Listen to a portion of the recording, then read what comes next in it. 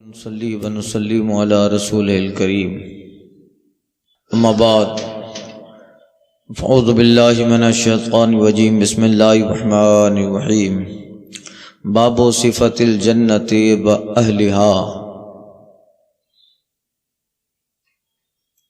یہ بیان ہے جنت اور جنتیوں کی خوبیوں کا،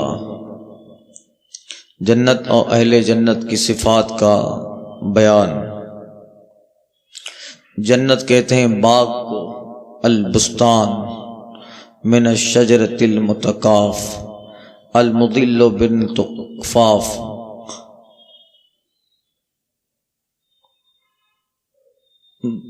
جنت اس باغ کو کہتے ہیں جس میں سایہ دار درخت ہو، اور جیم اور نون مل جاتا ہے تو جم ہوتا ہے، اور اس کا معنی ہوتا ہے پوشیدگی، چھپا ہوا۔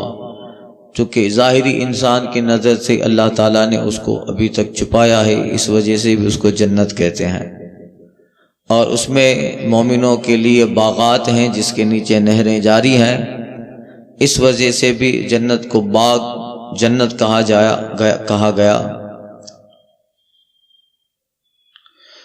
چھپی ہوئی چیز کو بھی جنت کہتے ہیں، اسی وجہ سے جنات کہا گیا، چھپا ہوتا ہے انسان کی نظر سے جن۔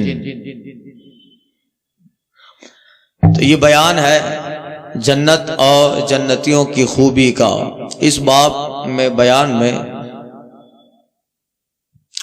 صاحب مشکات ان حدیثوں کو پیش کریں گے، روایت کریں گے جن میں جنت کی خوبیوں کا بیان ہے اور اہل جنت کا بیان ہے، اور اللہ تعالیٰ کے انعام و اکرام، نعمتہ باری تعالیٰ کا ذکر موجود ہے۔ وہ آتے حدیثیں جب آئے گی تب پتہ چل جائے گا۔ اس کی پہلی حدیث اس باب کی صاحب مشکات ابو ہریرہ سے روایت کرتے ہیں۔ ان ابی ہریرہ قال قال رسول اللہ صلی اللہ علیہ وسلم اعدت لعبادی الصالحین ما رأى عین رأت ولا اذن سمعت ولا خطر على قلب بشر واقرؤوا ان شئتم فلا تعلم نفس ما اخفی لهم من قرۃ عین متفق علیہ۔ حضرت ابو ہریرہ رضی اللہ تعالیٰ عنہ سے روایت ہے، فرماتے ہیں نبی کریم صلی اللہ علیہ وسلم نے ارشاد فرمایا کہ مجھ سے رب نے فرمایا، اللہ نے فرمایا کہ محبوب میں نے اپنے بندوں کے لیے وہ نعمتیں تیار کی ہیں، اپنے عباد صالحین نیک بندوں کے لیے میں نے وہ نعمتیں تیار کی ہیں جو کسی آنکھ نے دیکھی نہیں، ولا اذن سمعت کسی کان نے سنا نہیں، ولا خطر علی قلب بشر اور اس کے حسن کے تعلق سے کسی انسان کے دل پہ کوئی خطرہ گزرا ہی نہیں، یعنی ابھی تک اس کا تصور نہیں آ سکا، کان نے ابھی تک اس کے حسن کے تعلق سے کہیں سنا نہیں ہے، اور کسی انسان کے دل پہ ابھی تک یہ خیال نہیں آیا کہ وہ مکمل سوچ سکے کہ وہ جنت کیسی ہے۔ کسی انسانی دل پر اس کا خطرہ گزرا نہیں۔ اقرؤ، دیکھ لو، یہ آیت پڑھ لو، اللہ فرماتا ہے ان شئتم فلا تعلم نفس ما اخفی لهم من قرۃ عین۔ یہ قرآن پاک کی آیت، کوئی نفس نہیں جانتا کہ ان کے لیے کیسی آنکھ کی ٹھنڈک اللہ نے چھپا کے رکھی ہے۔ کوئی انسان نہیں جانتا کہ اللہ تعالیٰ نے کیسی آنکھوں کی ٹھنڈک اس کے لیے چھپا کے رکھی ہے، تو پھر وہاں اس نعمت کو انسان دیکھے گا۔ اب آگے جو آ رہا ہے، حدیثیں جو آئے گی جنت کو دیکھنے کی، تو پھر وہاں آنکھیں بھی الگ ہوگی۔ دنیا کی آنکھ میں وہ کمال نہیں ہے، اللہ آنکھ بھی وہ الگ دے گا وہاں دیکھنے کے لیے۔ انہو حضرت ابو ہریرہ سے روایت ہے، قال قال رسول اللہ صلی اللہ علیہ وسلم موضع صوت فی الجنت خیر من الدنیا وما فیہا۔ فرماتے ہیں نبی کریم صلی اللہ علیہ وسلم جنت میں ایک کوڑا رکھنے کی جگہ دنیا اور دنیا کی ساری چیزوں سے بہتر ہے۔ کوڑا سمجھے؟ چابک۔ آدمی جب آتا ہے جس کے پاس چابک ہو، چاہے جانور کو مارنے والا ہو یا کسی بھی جب گھر پہ آتا ہے تو چابو کو کیا تیجوری میں رکھتا ہے؟ کہاں رکھے گا؟ آیا اور گھر کے کونے میں رکھ دیا، ایک چھوٹی سی جگہ بنی ہوتی وہاں رکھ دیا۔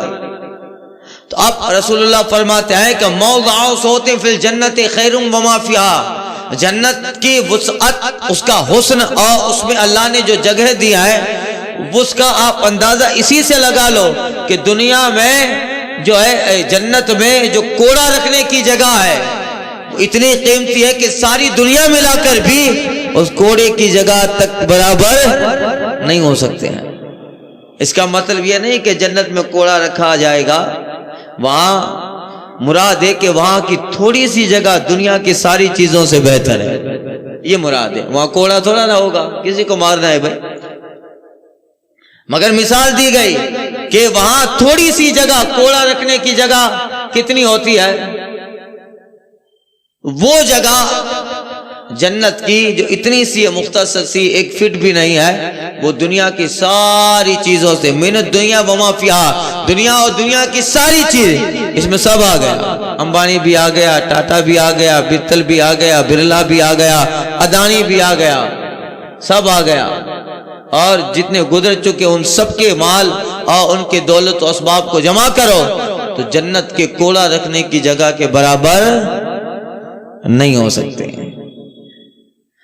عنہ عن انس قال قال رسول اللہ صلی اللہ علیہ وسلم غدوۃ فی سبیل اللہ او روحۃ خیر من الدنیا وما فیہا ولو ان امرأة من نساء اہل الجنہ اطلعت الى الارض لأضعت ما بينهما ولا ملأت ما بينهما ريحا ولا نصيفها على رأسها خير من الدنيا وما فيها۔ حضرت انس بن مالک رضی اللہ تعالیٰ عنہ روایت فرماتے ہیں نبی کریم صلی اللہ علیہ وسلم نے ارشاد فرمایا، اللہ کی راہ میں صبح کرنا اور اللہ کی راہ میں شام کرنا یہ دنیا کی ساری چیزوں سے بہتر ہے۔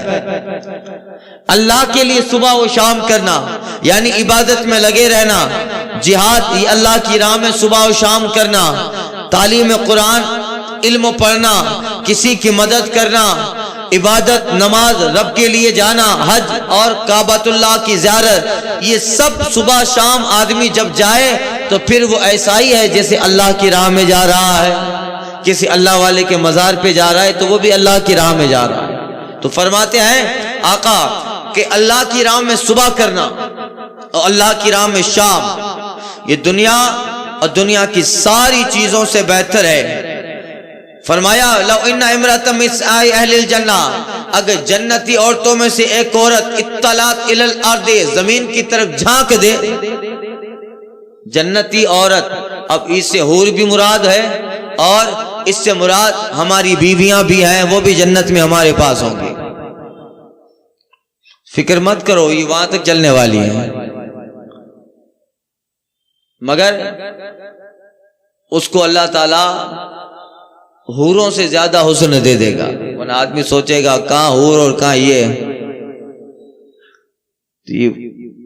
وہاں تک جائیں گی، وہاں تک پیچھا نہیں چھوڑے گی، ایسا نہیں سمجھیے گا۔ اور حوروں کے سامنے ان کی حیثیت، مگر اللہ تعالیٰ جو دنیا کی بیوی ہے وہ بھی آخرت میں دے گا، مگر اس کا حسن اللہ تعالیٰ حوروں سے زیادہ دے گا۔ ارے وہ تو ملکہ ہوگی، حوریں تو خادمہ ہیں۔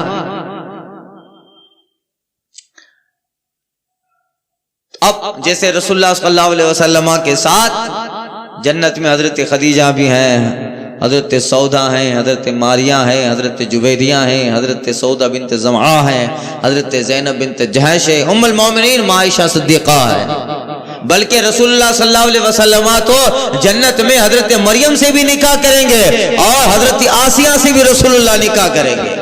جنت کی بیویاں حضور کی حضرت مریم ہیں، اسی وجہ سے ایک اعتبار سے حضرت عیسیٰ رسول اللہ کے روحانی بیٹے ہیں، ان کی ماں جناب مریم سے جنت میں رسول اللہ نکاح کرنے والے ہیں، حضرت آسیہ سے بھی نکاح کریں گے، پھر ان کی بیوی آسیہ ان سے بھی نکاح جنت میں رسول اللہ، سب جنت میں رسول اللہ کی ازواج میں سے ہیں۔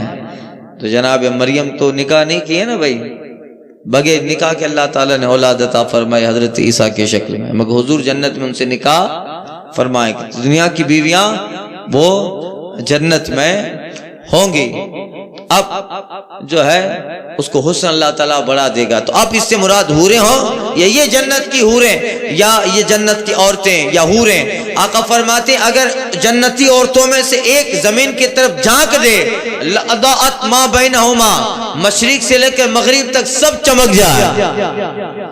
وَلَمَلَأَتْ مَا بَيْنَهُمَا رِيحًا، اور مشرق سے لے کے مغرب تک سب اس کے جسم کی خوشبو سے مہک جائے. وَلَنَصِيفُ عَلَى رَاسِهَا، اور جنت کی حور کے سر پہ جو مانگ ہے، یا مانگ سے مراد یہ ہے امیر عورتیں اپنے دوپٹے کے نیچے کپڑا رکھتی ہیں، نقاب کے نیچے کپڑا رکھتی تھی اس زمانے میں، اب تو یہ عام ہو گیا کپڑا. یا یہ کہ جہاں سر میں مانگ نکالی جاتی ہے وہ موتیوں کی لڑی رکھی جاتی تھی. وہ موتی یا سر پہ جو دوپٹہ پہنا جاتا ہے وہ تھوڑا حسن والا ہوتا ہے عام کپڑے کے بنسبت نقاب میں. تو اب یہی مراد ہے وَلَنَصِيفُ عَلَى رَاسِهَا، ان حوروں کے سر پر جو مانگ ہے اس کا جو دوپٹہ ہے یا اس میں لگے ہوئے جو موتی ہے، آقا فرماتے خیر من الدنیا بما فیہا، دنیا کی ساری چیزوں سے دوپٹہ وہ بہتر ہے. وہ دوپٹہ بہتر ہے. اللہ تعالیٰ اس کو حسن کے لیے دے گا. اس کا ایک موتی اگر زمین پہ گر جائے تو سورج سے زیادہ اجالا ہو جائے. یہ آگے سنیے. عن ابی ہریرہ قال قال رسول اللہ صلی اللہ علیہ وسلم انا فی الجنت شجرہ یسیر الراکب فی ظلها مئة عام ولا يقطعها ولقاب قوس احدکم فی الجنت خیر مما طلعت علیہ الشمس او تغرب، متفق علیہ. حضرت ابو ہریرہ رضی اللہ تعالیٰ عنہ روایت فرماتے ہیں کہ نبی کریم صلی اللہ علیہ وسلم نے ارشاد فرمایا کہ جنت میں ایک درخت ہے، یہ درخت طوبہ ہے. درخت کون سا ہے؟ جو حشر میں جنت میں جو درخت رسول اللہ صلی اللہ علیہ وسلم کے آنگن میں جو درخت لگایا جائے گا وہ درخت طوبہ ہے. حضور کو جہاں محل ملے گا، اب حضور کا محل تو بھئی کیا کہنا، انشاءاللہ ہم لوگ غلام بھی سرکار کی زیارت کے لیے جایا کریں گے. آگے حدیث آ رہی ہے کہ ہم کہیں بھی رہیں جنت میں مگر جب چاہیں گے تو آقا کے محل میں بھی زیارت کرنے جائیں گے، غوث پاک کے محل میں بھی جائیں گے، خواجہ کے محل میں بھی جائیں گے. تو آگے حدیث آ رہی ہے اللہ تعالیٰ اجازت دے گا تم اپنے باپ داداؤں میں سے جس سے جاؤ ملاقات کر لو اگر وہ جنتی ہیں. حدیث آئے گی کہ جمعہ کے دن ایک بازار لگے گا، وہاں دن نہیں ہوگا مگر سمجھانے کے لیے جمعہ کہا گیا. وہ جب آئے گی تب میں بتاتا ہوں اس کی شرح. حضرت ابو ہریرہ روایت کرتے ہیں جنت میں درخت طوبہ جو رسول اللہ صلی اللہ علیہ وسلم کے محل کے آنگن میں لگے گا، وہ درخت ایسا ہے کہ اس کی جو شاخیں ہیں وہ پورے جنت کو گھیرے ہیں اور اس کے پتے ہیں جس پہ لا الہ الا اللہ محمد رسول اللہ لکھا ہے. پتوں میں جو ہے باریک باریک ریشے ہوتے ہیں مگر اس کے جنت کے درخت طوبہ میں جو پتے ہیں اس کے جو ریشے ہیں وہ سیدھے اور ٹیڑھے نہیں ہیں. ان ریشوں ہی سے اللہ نے ان پتوں پہ اپنے نام کے ساتھ محبوب کا نام لکھا ہے، لا الہ الا اللہ محمد رسول اللہ صلی اللہ علیہ وسلم. تو ان درخت کے شجر طوبہ کے پتوں پہ کلمہ شریف لکھا ہے. آقا کہتے ہیں جنت میں ایک شجر طوبہ ہے کہ ایک چلنے والا اس کے سائے میں چلتا رہے، میں عام 100 سال تک چلے گا، ولا یقطعها، مگر اس کا سایہ ختم نہ کر پائے گا. 100 سال تک اس درخت کے سائے میں چلتا رہے گا. 100 سال کتنا ہوا؟ 1 سینچری، ایک آدمی کی پوری زندگی، اس سے بھی زیادہ. اب تو 100 سال بہت کم لوگ جیتے ہیں، 70 سال میں ایکسپائر ہو جاتی ہے ڈیٹ. اور کوئی 100 سال جی بھی جاتا ہے تو دوسرے دن اخبار میں آتا ہے ماجی سینچری پار کری گیا، ہے کہ نہیں؟ 70 سال 80 سال لوگ جیتے ہیں.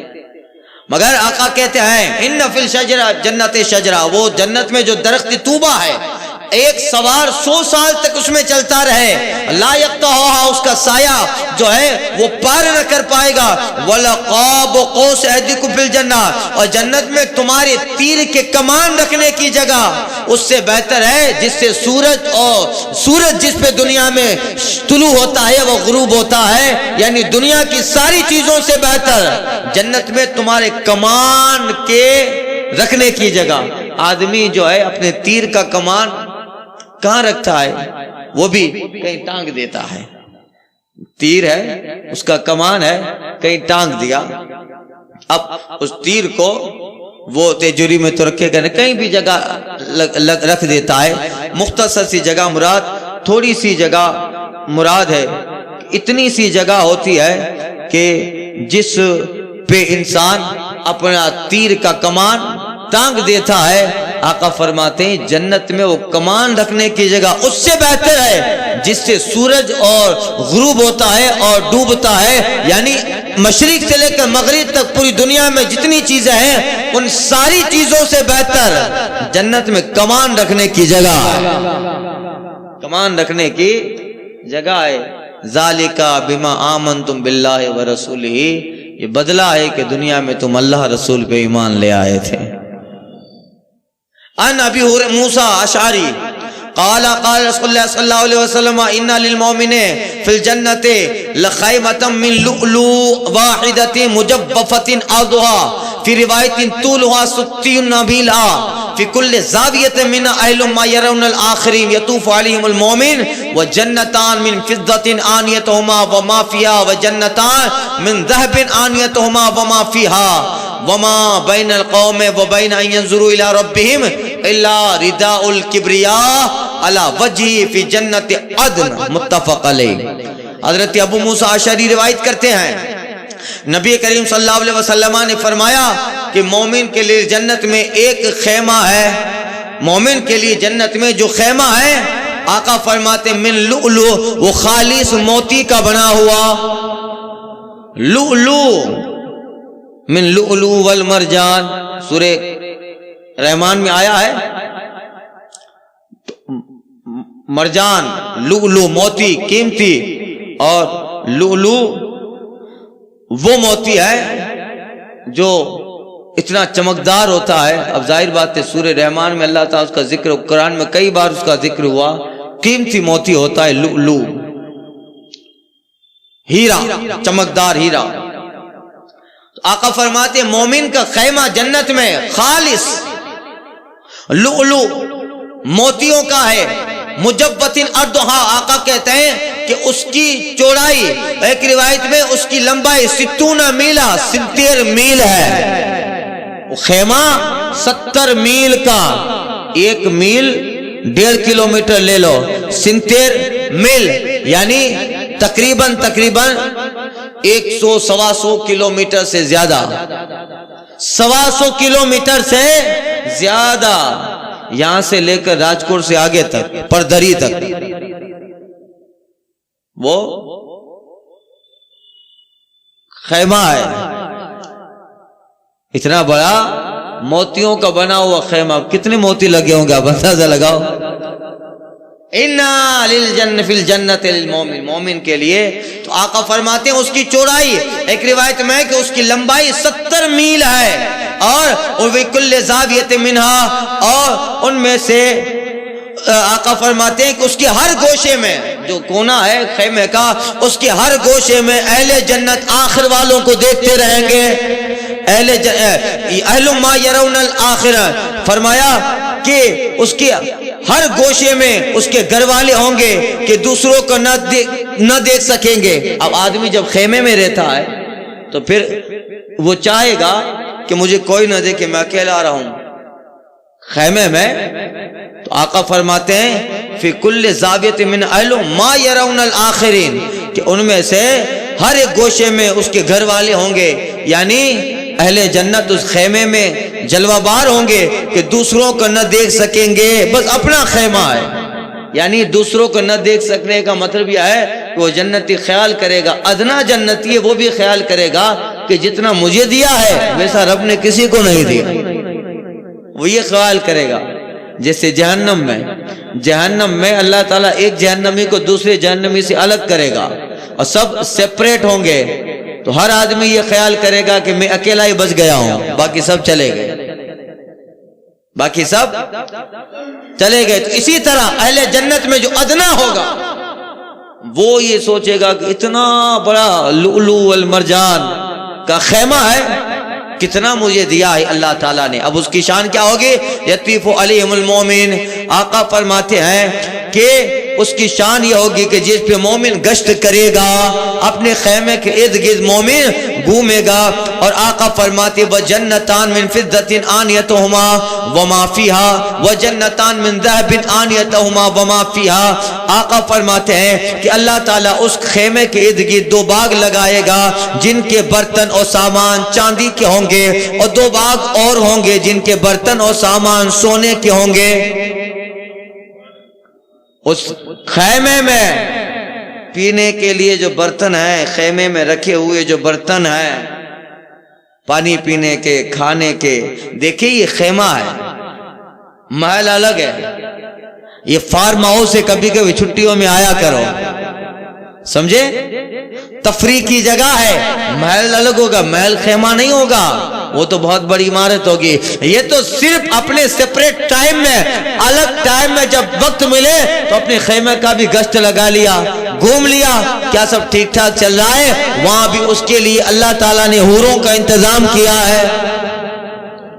وہ گھر نہیں ہے، وہ تو ایسے چھٹیوں میں کہیں ہوا کھانے کی جگہ ہے، گھومنے کے لیے آ گئے، محل تو الگ ہوگا۔ تو آقا فرماتے ہیں کہ جس کے اوپر مومن گشت کرے گا، یعنی وہاں رہے گا نہیں، تفریح کرے گا، اور اس کے لیے اللہ نے دو باغ لگائے ہیں جس کے سامان سونے چاندی کے ہیں، برتن چاندی کے، اور دو باغ اللہ تعالیٰ نے اس خیمے کے ارد گرد ایسے لگائے ہیں جس کے سامان اور برتن سونے کے ہیں۔ وما بین القوم و بین ان ينظروا الی ربہ، یہ مومن اور اللہ کے درمیان، یہ مومن اور اللہ کو دیکھنے کے درمیان ایک ہی پردہ ہے جس کو کبریائی کا پردہ کہا جاتا ہے۔ مومن کے درمیان اللہ کے درمیان کوئی چیز آڑ نہیں ہے، ایک چیز آڑ ہے۔ آقا فرماتے وما بین القوم و بین ان ينظروا الی ربہم، انسان یعنی مومن اور رب کو دیکھنے کے درمیان ایک پردہ ہے، الا رداء الکبریاء، جس کو ردائے کبریا یعنی اللہ کی کبریائی کا پردہ کہتے ہیں، علی وجہہ فی جنت عدن، جو جنت عدن میں اللہ تعالیٰ کے چہرے قدس پر وہ کبریائی کا پردہ پڑا ہے۔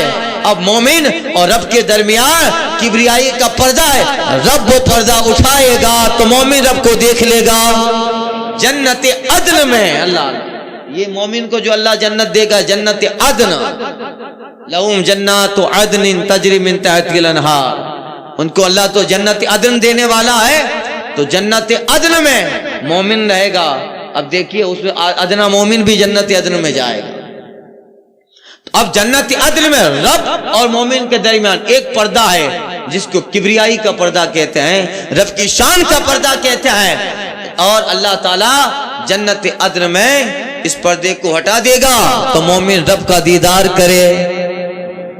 اللہ اللہ، یہاں تو آسمان کے سورج کو آنکھیں نہیں دیکھ سکتی ہے، تو وہاں رب کو دیکھیں گے؟ نہیں، دنیا کی آنکھوں سے رب کو دیکھنا محال ہے، دنیا کی آنکھوں سے، بشری آنکھوں سے اللہ کو دیکھنا ممکن ہی نہیں ہے۔ اللہ جنت دے گا تو آنکھوں کو بھی جنتی بنا دے گا۔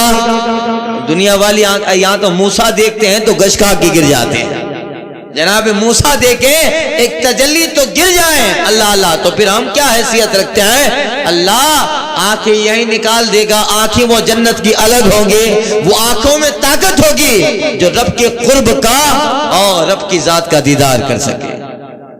وہ جو ہے رب تبارک و تعالی انہیں جنت العدن میں اپنے دیدار سے نوازنے والا ہے، تو کہا کہ ان کے درمیان قوم اور رب تعالیٰ کو دیکھنے کے درمیان صرف کبریائی کی چادر ہوگی، رب کی ذات پر یعنی رب کے چہرے قدس ذات پر جیسی اس کی شان ہے جنت عدن میں۔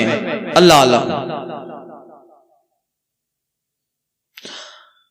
ایک حدیث سن لو. ان عبادۃ بن الصامت قال قال رسول اللہ صلی اللہ علیہ وسلم فی الجنۃ 100 درجہ ما بین کل درجۃ کما بین السماء والارض والفردوس اعلاها درجۃ.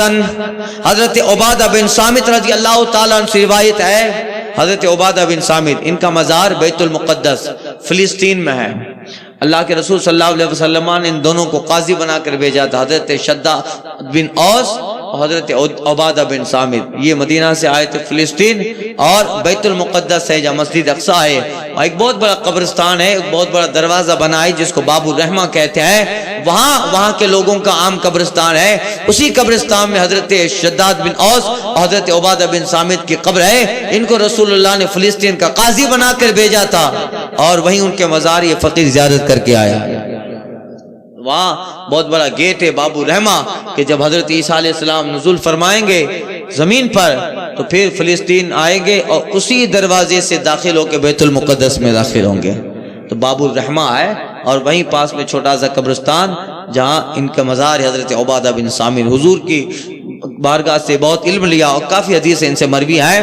تو آخری وقت میں یہ فلسطین میں رہے، وہیں وفات ہوئی، اور دونوں صحابی کا وہی مزار ہے، شداد بن اوس عبادہ بن صامت. روایت کرتے ہیں حضرت عبادہ بن صامت، آقا علیہ الصلوۃ والتسلیم نے فرمایا کہ جنت میں 100 منزلیں ہیں، ہر ایک کے لیے 100 منزلیں جنتی کے لیے، 100 منزلیں ہیں جنتی کے لیے. آقا فرماتے ہیں درجتن ما بین کل درجتی کما بین السماء والارض. ہر ایک منزل کے درمیان فاصلہ ایسا ہے جیسے زمین و آسمان کے درمیان. ایک منزل کے درمیان فاصلہ. جگہ تو یہاں قیمتی ہے بھائی، وہاں تو ایمان کے بدلے میں اللہ تعالیٰ جگہ ہی جگہ دے گا. کہتے ہیں ہر 2 درجے کے درمیان ایسا فاصلہ ہے جیسے زمین و آسمان. فاصلے سے مراد ایک درجہ اتنا بڑا ہے کہ اس کو ختم ہوتے ہوتے زمین و آسمان کا فاصلہ ہو جائے، پھر دوسرے پہ پہنچے. ایسے 100 درجے ہیں، 100 منزلیں ہیں. والفردوس اعلیٰ درجۃ. آقا فرماتے ان سب میں جو جنت الفردوس ہے سب سے اعلیٰ ہے. اس لیے حدیث پاک میں آیا جب دعا کرو تو جنت الفردوس کی دعا کرو. اللہم ارزقنا جنت الفردوس مقیما، اے اللہ ہمیں جنت الفردوس میں مقام عطا فرما. وفی جنت العدن، اور اے مولا ہمیں جنت العدن میں تیرا دیدار عطا کر. تو یہ جنت الفردوس کے جو ہے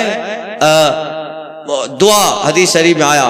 آقا فرماتے ہیں ان میں سے جنت الفردوس سب سے اعلیٰ ہے.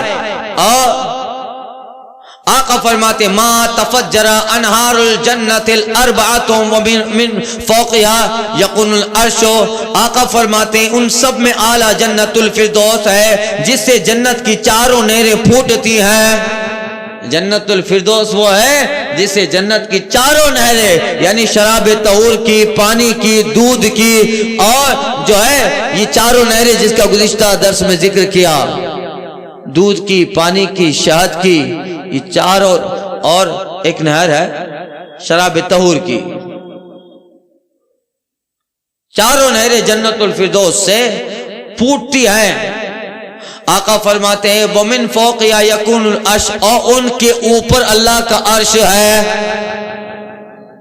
وہ نہریں، اس کے ارد گرد وہ محل، جنت کے 100 درجے، اس کے اوپر جنت الفردوس، اور اس جنت الفردوس کے اوپر اللہ کا عرش ہے جہاں رب جلوہ بار ہوتا ہے اپنی شان کے مطابق. جہاں رب جلوہ بار ہوگا. اب جنت الفردوس میں رہنے والوں تو دیکھے گا رب کی ذات کو. اللہ جہاں جلوہ بار ہوگا اس کی شان. اذا سألتم اللہ فاسألوا الفردوس. آقا فرماتے ہیں جب اللہ سے مانگو تو فردوس مانگو.